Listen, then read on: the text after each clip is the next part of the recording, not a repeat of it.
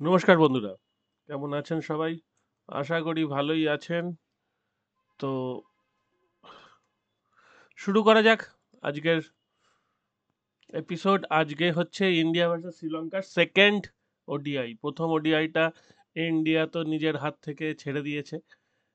সেটা ক্যাজুয়াল অ্যাপ্রোচের জন্য বলাটাই বেটার, কারণ কোনো ইন্টারন্যাশনাল ক্রিকেট খেলতে গিয়ে কোনো টিম ওই ওই অবস্থা থেকে ওরা ড্র করে দেওয়ার কোনো মানে হয় না। যাই হোক, ঠিক আছে, হয়ে গেছে, সেটা তো আর ফেরত আসবে না। আজকে second ODI, if weather permits, মানে বৃষ্টির সম্ভাবনা রয়েছে, তবে বলছে স্ক্যাটার্ড রেন, থেকে থেকে বৃষ্টি হবে, হয়তো টানা বৃষ্টি হবে না। তো তার জন্যে যদি খেলাটা 50 ওভার হয় আগের দিনের মতো, তাহলে আজকের খেলাটাও জমে যাবে আগের দিনের মতোই। এবং যেটা ঘটনা সেটা হচ্ছে, যদি শ্রীলঙ্কা আজকে প্রথমে ব্যাট করে, সেটার সম্ভাবনাও রয়েছে অনেকটা বেশি, কারণ শ্রীলঙ্কা আগের দিন শেষ দিকে অনেকটা মেরেছিল। তো আজকেও শ্রীলঙ্কা যদি প্রথমে ব্যাট করে, তাহলে কিন্তু যদি 280-90 রান পান, তাহলে তার আন্ডারে ধরে নেবেন। মোটামুটি চান্স আছে যে ওইখান থেকে আর শ্রীলঙ্কা 280-90 করতে পারবে না, চান্স আছে। এবার দেখুন, যদি করে ফেললো তাহলে সেটা ব্যাড লাক বলা যায়। আর 230 আগের দিন করেছিল, আজকে 229ও করতে পারে, সেটাই তো বিশ্বাস নেই কোনো, যে আগের দিন 230 করেছিল বলে আজকে 230 বা অ্যাবভ করবেই, এমন কোনো কনফার্মলি বলা যায় না। শ্রীলঙ্কার ভালো খেলছে বলতে নিশাঙ্কা ভালোই খেলছে, ফর্মে আছে।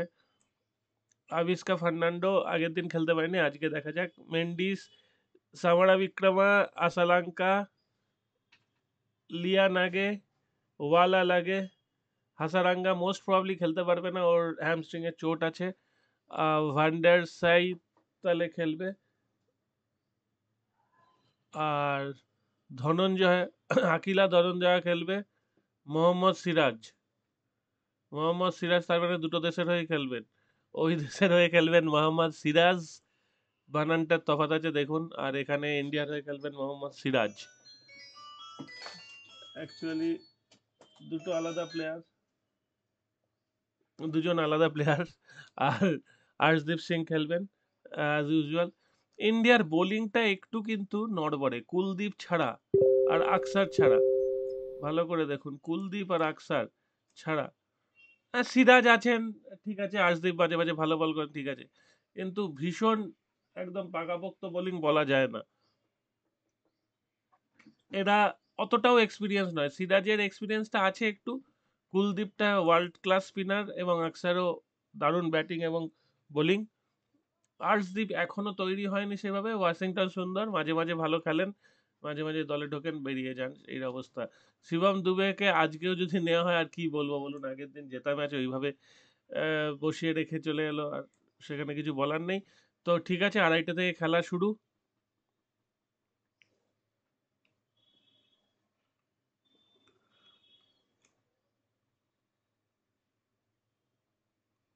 আচ্ছা, বিরাট কোহলি আর 128 রান বাকি আছে 14,000 রানে পৌঁছানোর জন্যে। সচিন তেন্ডুলকর এবং সঙ্গকারা, এই দুজন ব্যাটসম্যান মাত্র পৌঁছেছেন 14,000 রান। 14,000 ক্রিকেটে, মানে ইন্টারন্যাশনাল ক্রিকেটের রান, ভাবা যায়? সচিন এবং সঙ্গকারা সেই শিরোপাটা আছে অলরেডি। এবার দেখা যাক বিরাট কোহলি পৌঁছতে পারেন কিনা, পৌঁছতে পারলেও কতদিনে পারেন, কিভাবে পারেন, কার সঙ্গে পারেন, সব কটা দেখার আছে। তো সেগুলো পরে দেখা যাবে। আজকে এছাড়া খেলা আছে হচ্ছে কানাডা টি-20 আর হান্ড্রেডস। মেন্স হান্ড্রেডে আপনারা দেখলে বুঝতে পারবেন, 129 রানের ম্যাচ চেজ হচ্ছে না, তাহলে ব্যাপারটা তো কিছু ভাবার আছে। ওমেন্সেও যদি দেখেন, 130 রানের ম্যাচ চেজ হয়ে গেল, ঠিক আছে, আবার 137 রানের ম্যাচ 121-এ থেমে গেল, তার মানে খুব ক্লোজ কন্টেস্ট হচ্ছে, ভীষণ ক্লোজ কন্টেস্ট। 130 রানের ম্যাচটা যেটা হয়েছে, সেটা 2 বল বাকি থাকতে শেষ হয়েছে। 137 রানের ম্যাচটা অনেকক্ষণ আগেই এটা বোঝা যাচ্ছিল যে হবে না, সেটা একটু সুবিধা হয়ে গেছে।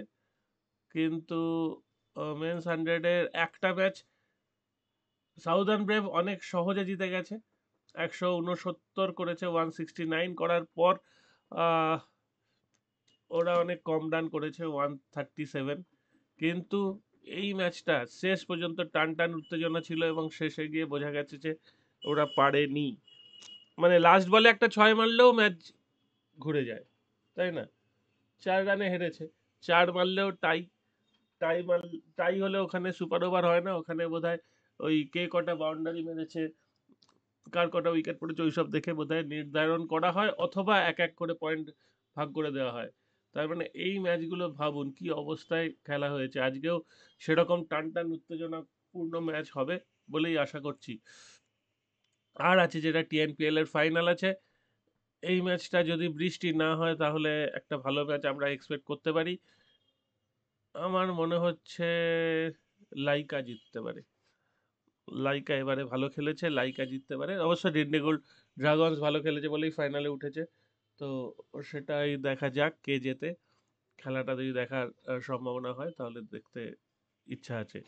এবার আজকের অন্যতম বড় ম্যাচের দিকে যাই, সেটা হচ্ছে অলিম্পিকে জোকোভিচ ভার্সেস আলকারাজের ফাইনাল। বিকেল 5টার সময়, কোর্ট হচ্ছে ক্লে, এখানে লেখাই আছে কোর্ট ক্লে, সুতরাং আলকারাজকে আটকানো শক্ত আছে। আচ্ছা, এখানে প্রথমেই বলে রাখি যে এটা কিন্তু গ্র্যান্ড স্ল্যাম নয়, এটা অলিম্পিক, এবং অলিম্পিকে 3 সেটের খেলা হয়। অলিম্পিকে কিন্তু 5 সেটের খেলা হয় না। এই জন্য দেখুন ক্লে কোর্টে আলকারাজের রেট 1.37 এবং জোকোভিকের জোকোভিকের রেট 3.11। যদি একবারও জোকোভিচ জিততে পারে, এইটা ধরতে পারে যে টোটাল 1.26, এই রেটটা খারাপ না।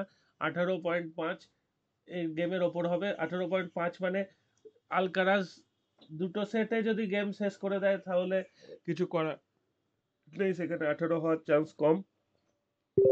যদি 6-4 হয় তাহলে একমাত্র, হ্যাঁ 6-4 হলেই তো 20 হয়ে যাচ্ছে, কিন্তু 6-3 হলে 18 হচ্ছে, 18.5 হচ্ছে না। আর যদি একটা সেট জোকোভিচ জেতে তাহলেই কিন্তু 18.5টা ক্রস করে যাবে। 19 19-এ যদি ধরেন তাহলে দুটো সম্ভাবনা আছে। এক হচ্ছে যে শুধু 19টা হওয়ার সম্ভাবনা কম থাকে, কারণ বলছি 6-4 যদি ওখানে হয়, হ্যাঁ 6-4 হলে 10 আর 6-3 হলে 9, তাহলে সেখানে 19 হওয়ার সম্ভাবনা থাকছে। কিন্তু জোকোভিচকে 6-4 6-3 কি হারাতে পারবে আলকারাজ? আমার তো মনে হচ্ছে একটা সেটও জোকোভিচ পেয়ে যাবে আজকে, এবং 3 সেটের খেলা হবে।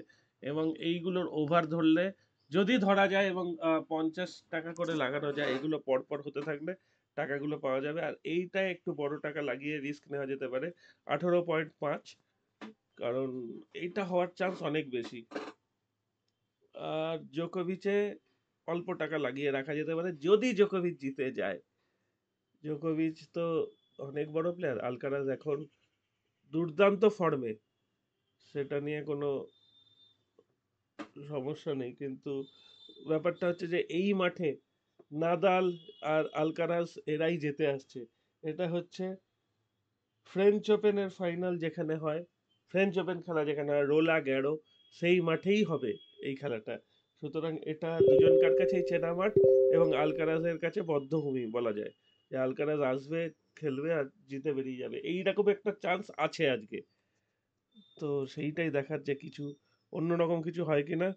আর ফুটবলে দাঁড়ান দেখছি আর কিছু ম্যাচ আছে কিনা অলিম্পিক।